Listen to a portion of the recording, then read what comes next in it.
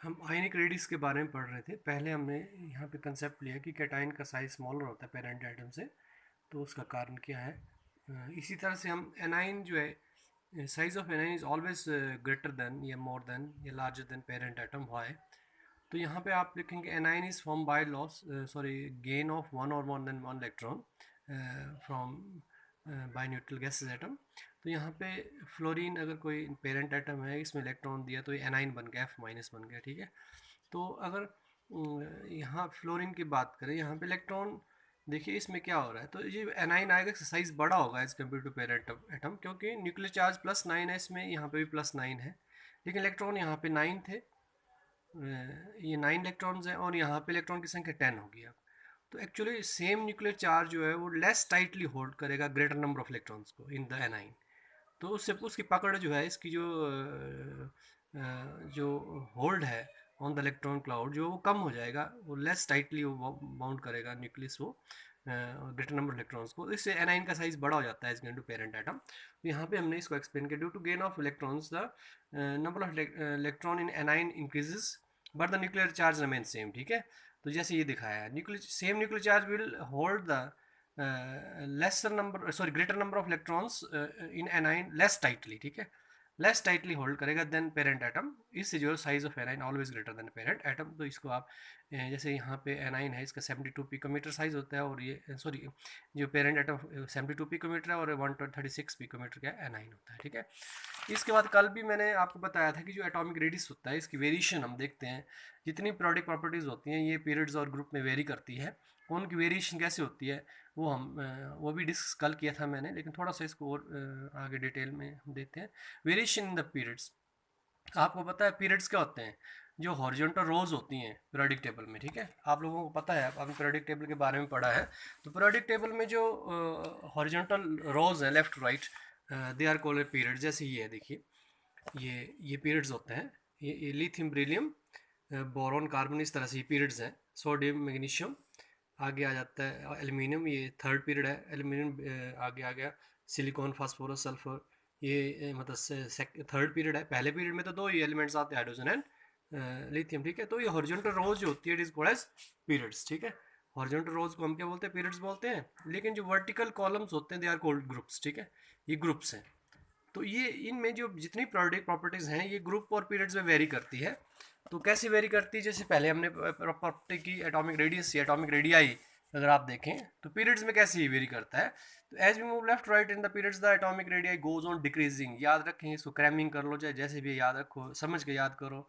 क्यों क्यों डिक्रीज होता है लेफ्ट राइट जाने से? जैसे लेफ्ट राइट जा रहे हैं आप, ब्रिलियम लिथियम ब्रिलियम, इस तरह से ये देखो, lithium beryllium boron left to right जा रहे हैं। एक पीरियड लिया मैंने, सेकंड पीरियड है ये।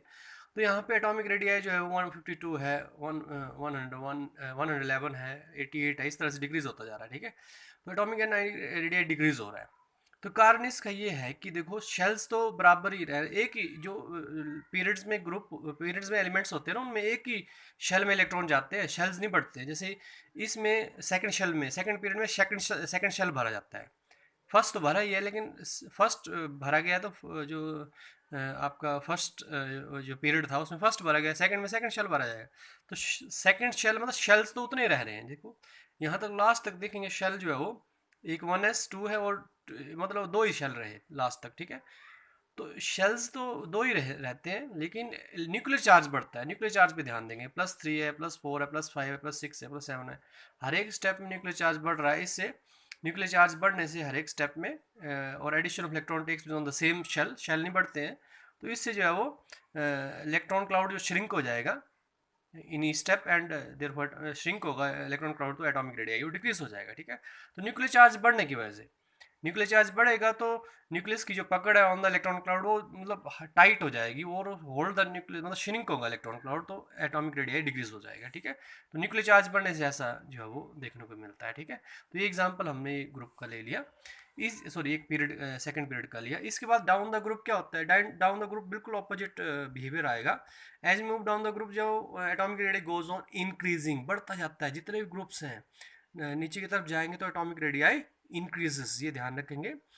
अब इसमें एक्चुअली दो फैक्टर्स इन्वॉल्व है, लेकिन जो फैक्टर्स जीत जाता है, जो हावी होता है, जो ओवरकम कर जाता है, उसी का प्रभाव जो प्रभावी होगा, उसी का प्रभाव जो उसके इफेक्ट, उसी का इफेक्ट आएगा। यहाँ पे न्यूक्लियर चार्ज भी फैक्टर बढ़ता है, देखो न्यूक्लियर चार्ज बढ़ रहा है नीचे की तरफ, लेकिन न्यूक्लियर चार्ज बढ़ने से साइज कम होना चाहिए, लेकिन होता नहीं है, क्योंकि ये फैक्टर जो हार जाता है, मतलब ये फैक्टर जो है it is overcome by this factor. और ये फैक्टर क्या है, देखो हर एक स्टेप में, देखो यहाँ पे लिथियम था, लिथियम में कितने शेल्स थे, दो ही थे शेल्स। जैसे सोडियम आया अगले स्टेप में, तो एक शेल नया आ गया, तीन हो गए शेल, फिर चार हो गए, इस तरह से पांच हो गए, फिर इस तरह छः हो गए। तो नीचे की तरफ जैसे आप जाते हैं तो शेल्स की संख्या बढ़ती है। सेल्स की संख्या बढ़ने से देखो एटॉमिक रेडियस जो पिकोमीटर में देखिए दिखाया गया है, ये एटॉमिक रेडियस बढ़ता जाता है। तो सेल्स की संख्या बढ़ने से जो है वो, as you move down the group, in each step there is addition of shell filled with electron takes place, ठीक है, हर एक स्टेप में एक नया शेल ऐड हो रहा है।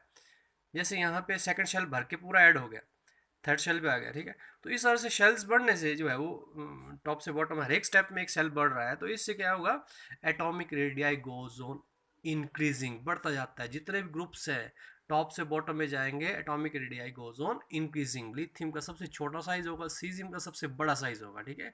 तो अब जो आगे की प्रॉपर्टीज हैं, जैसे आयनेशन एंथैल्पी है, इलेक्ट्रॉन एंथैल्पी, इलेक्ट्रोनेगेटिविटी है, ये एटॉमिक साइज पे डिपेंड करती है। जब तक आपको एटॉमिक साइज का जो वेरिएशन है कैसे हो रही है पीरियड्स और ग्रुप में, तब तक आप बाकी प्रॉपर्टीज़ को एक्सप्लेन नहीं कर पाएंगे। तो इसलिए इन प्रॉपर्टीज़ को, इस प्रॉपर्टी को पीरियड्स में और ग्रुप में जो वेरिएशन होती है इसको ध्यान से करेंगे और समझ के इसको लर्न करेंगे और नोट्स बनाएंगे। Thank you.